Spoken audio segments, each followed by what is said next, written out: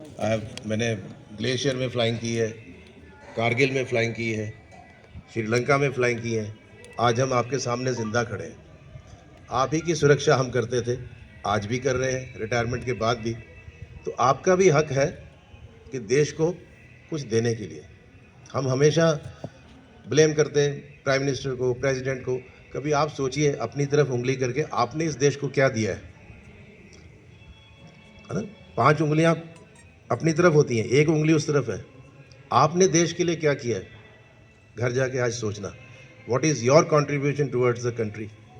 जिस दिन हर आदमी ये सोचने लग जाएगा कि मैंने अपने देश के लिए कुछ करना है, दूसरे करें ना करें वो अलग बात है, आपने क्या किया है देश के लिए वो सोचिए।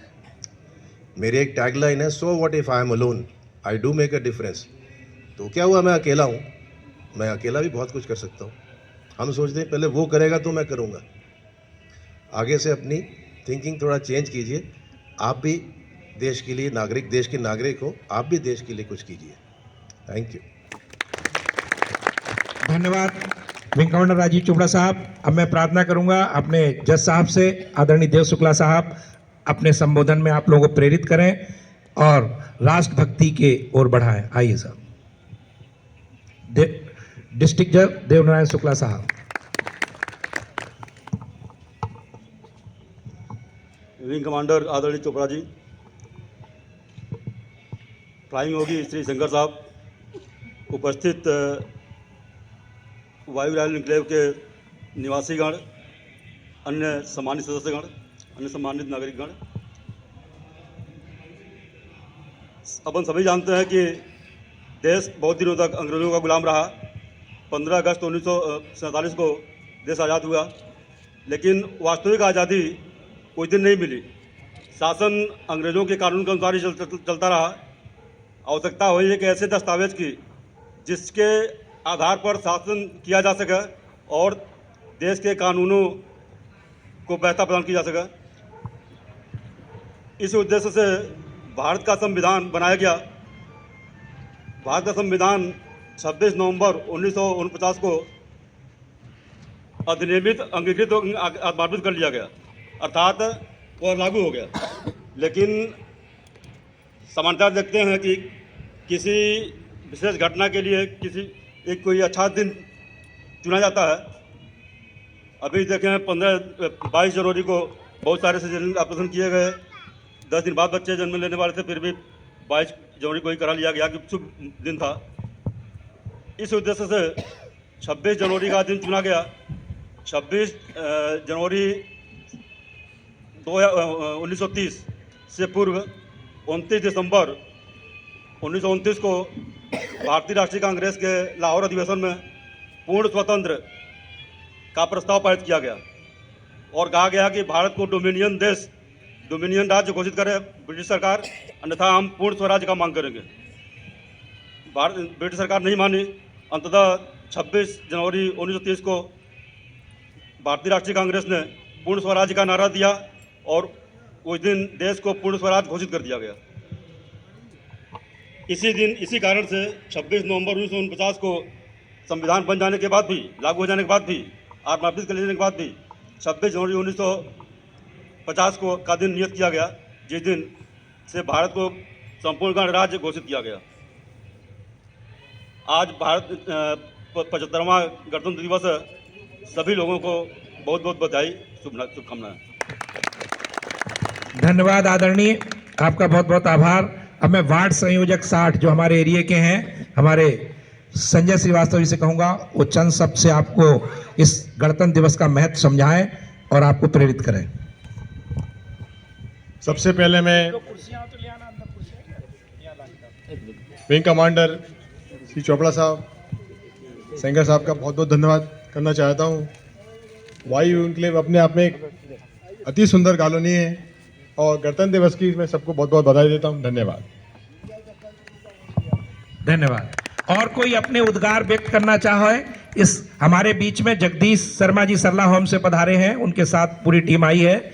और कोई भी व्यक्ति अपने गणतंत्र दिवस के उपलक्ष्य में अगर कुछ कहना चाहे तो अपने विचार, अपने उद्गार, अपनी भावनाएं पेश कर सकता है। कोई भी व्यक्ति कोई कविता सुनाना चाहे राष्ट्रभक्ति की या कोई भजन सुनाना चाहे तो वो भी बोल सकता है। आइए आइए। बहुत सुंदर, हमारे अशोक सक्सेना साहब हमारे बीच में हैं।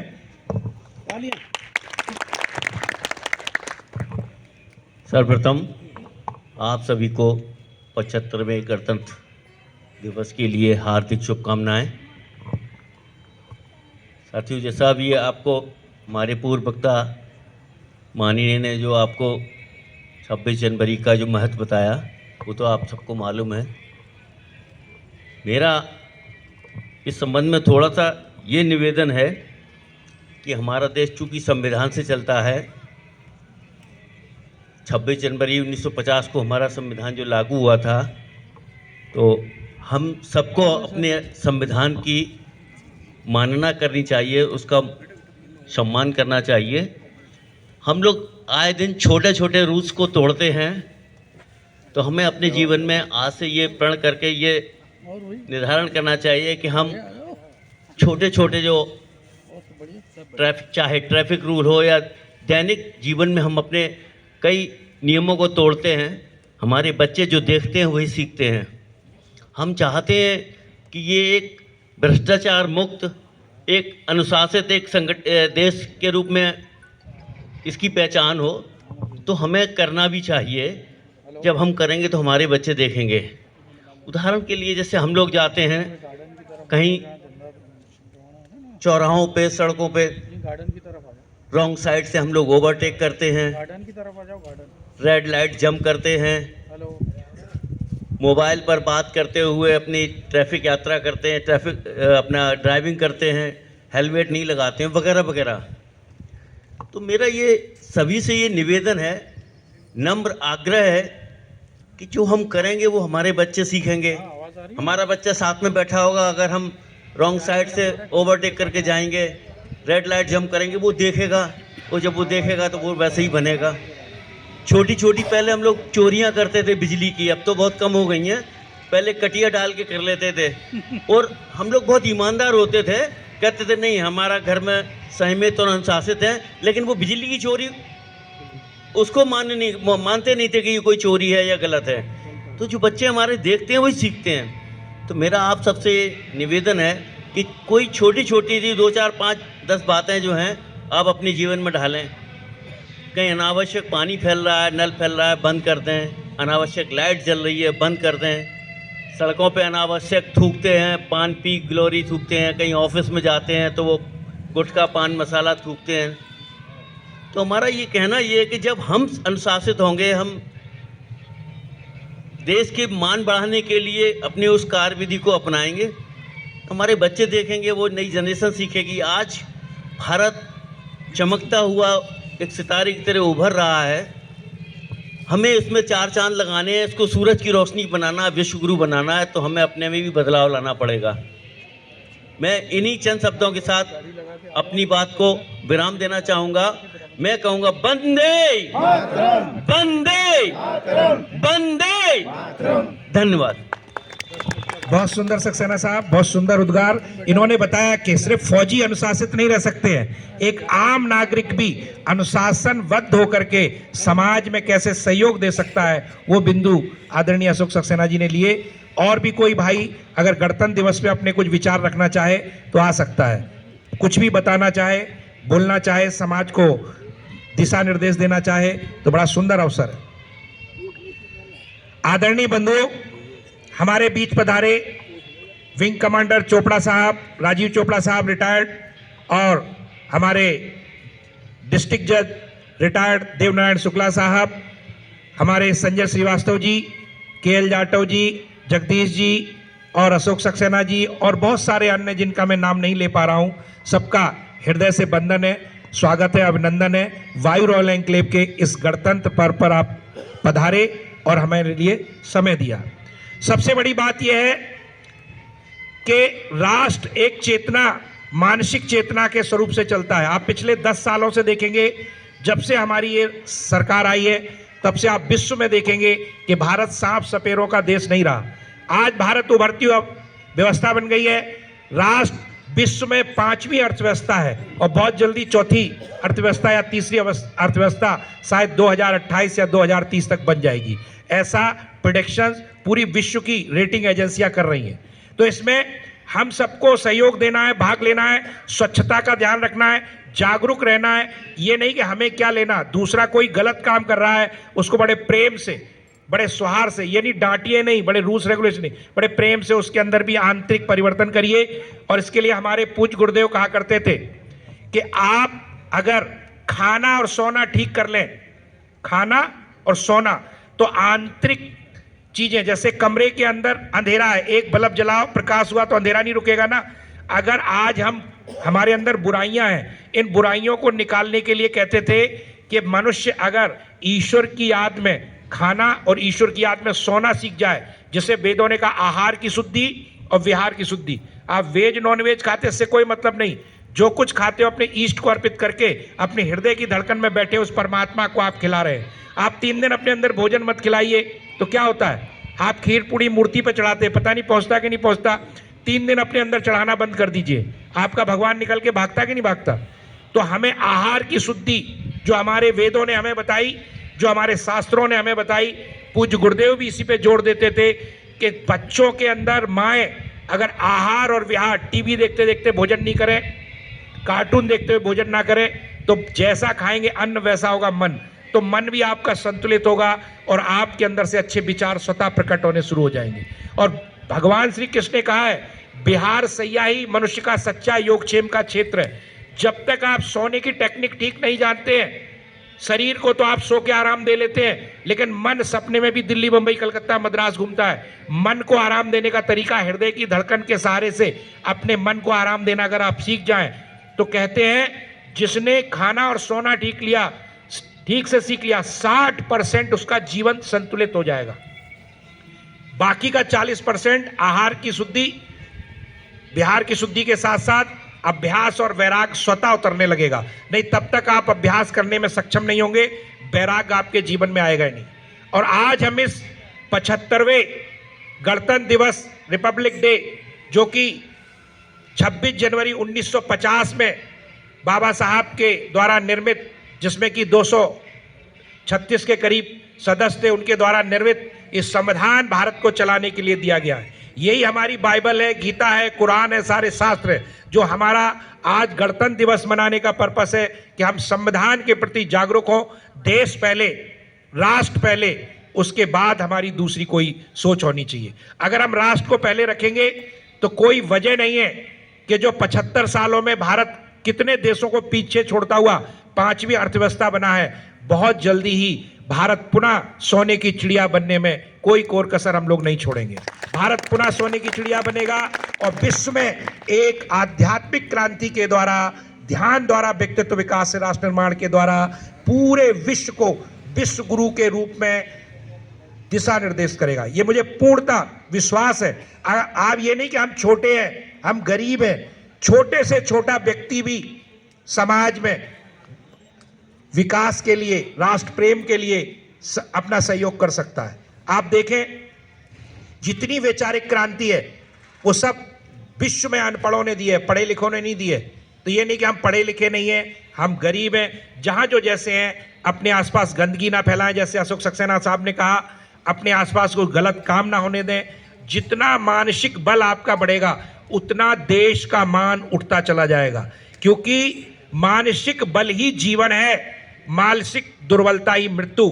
और मानसिक बल बिना ध्यान के, बिना मेडिटेशन के, क्योंकि ध्यान से ही सब करना है, ध्यान से पढ़ाई, ध्यान से नौकरी, ध्यान से खेती, ध्यान से व्यापार, और ध्यान हमें आता नहीं है। तो सबसे पहले ध्यान के लिए कोई पैसा नहीं लगता।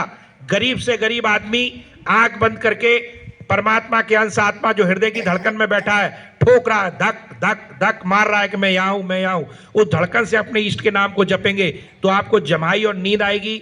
ध्यान की पहली अवस्था सुसुप्ति में जाएंगे और सुसुप्ति के अभ्यास के बाद जब 5 प्राण इकट्ठे हो जाएंगे तो आप जागृत अवस्था में आएंगे। तो देह होते हुए विदेह, जिंदा रहते हुए जीवन मुक्त अवस्था, ये हमारी विरासत है सनातन की। हमारे महर्षि अष्टावक्र महाराज ने राजा जनक को विद्या सिखाई, फौज पर रानी चक्रवर्ती सम्राट होते हुए देव होते विदे कहलाए। तो हम और आप क्यों नहीं हो सकते? बहुत सरल पद्धति है। जब एक चक्रवर्ती सम्राट ब्रह्मज्ञानी हो सकता है तो हम और आप क्यों नहीं हुए? क्योंकि हमने जागरूक होने का प्रयास नहीं किया। ध्यान विज्ञान परमार्थ संस्थान का मैं फाउंडर भी हूं और संयोग से वायु रॉयल एन्क्लेव से जुड़ा हूं। आप चाहें तो मेरे शिविर कार्यक्रमों में भाग लेकर के, अभी पीछे ही हमने एक बड़ी राम कथा के माध्यम से 192 घंटे का अखंड ध्यान अभ्यास यहां चला। जिन भाइयों ने भाग लिया उनके हृदय जानते हैं कि उन्हें क्या प्राप्त हुआ। बहुत सारे लोगों ने तो नहीं लिया।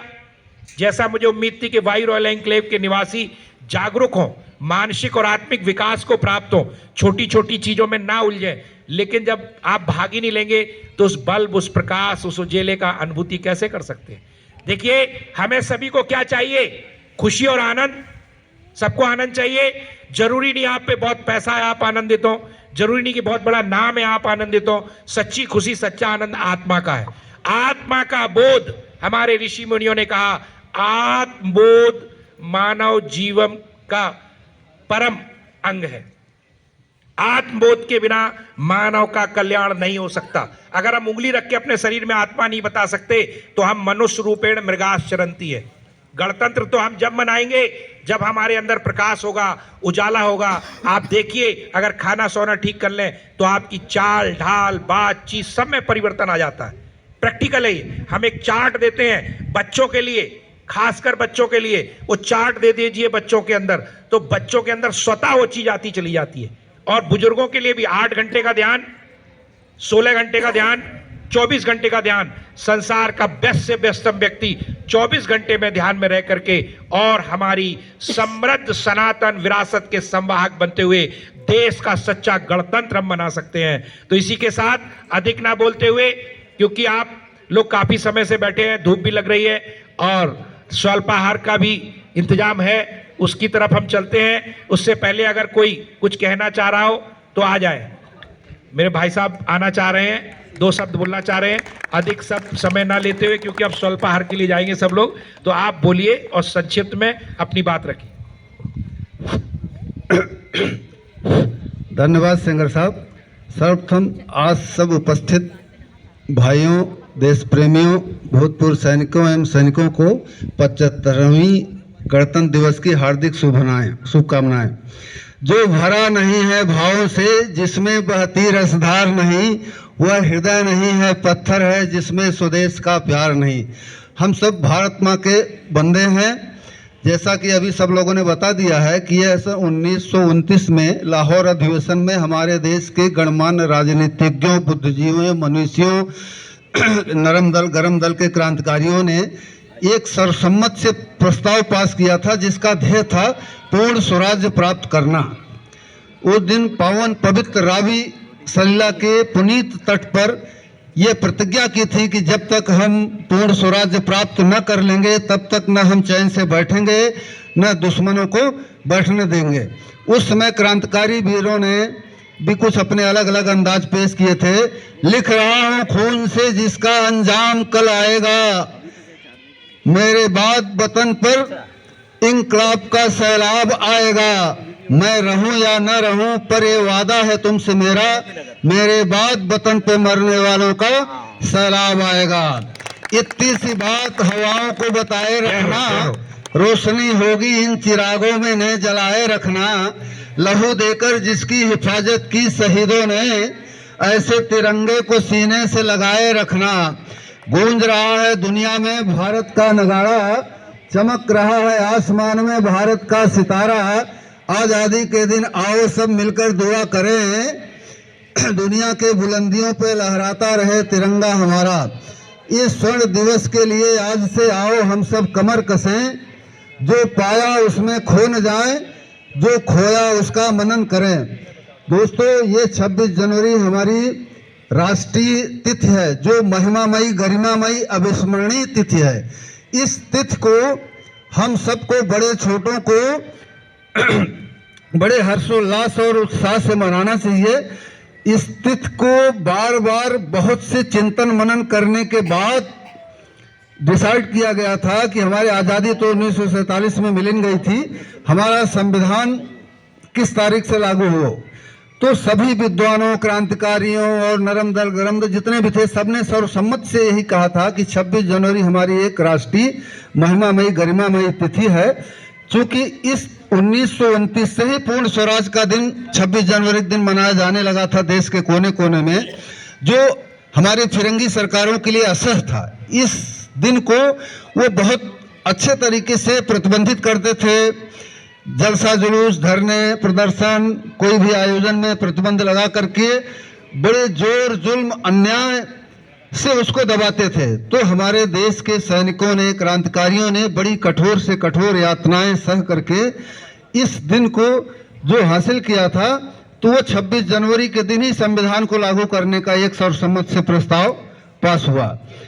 चूंकि 26 जनवरी 1950 को हमारा संविधान बनके तैयार हो गया था और 26 जनवरी को लागू किया था। इस संविधान में 22 भाग, 7 अनुसूची, 395 अनुच्छेद हैं, जो हम सब नागरिकों को अपना अधिकार और कर्तव्य बताने के साथ साथ देश के प्रति हमारे क्या उत्तरदायित्व हैं, उस सब का भी निर्वहन करने का सिखाते हैं।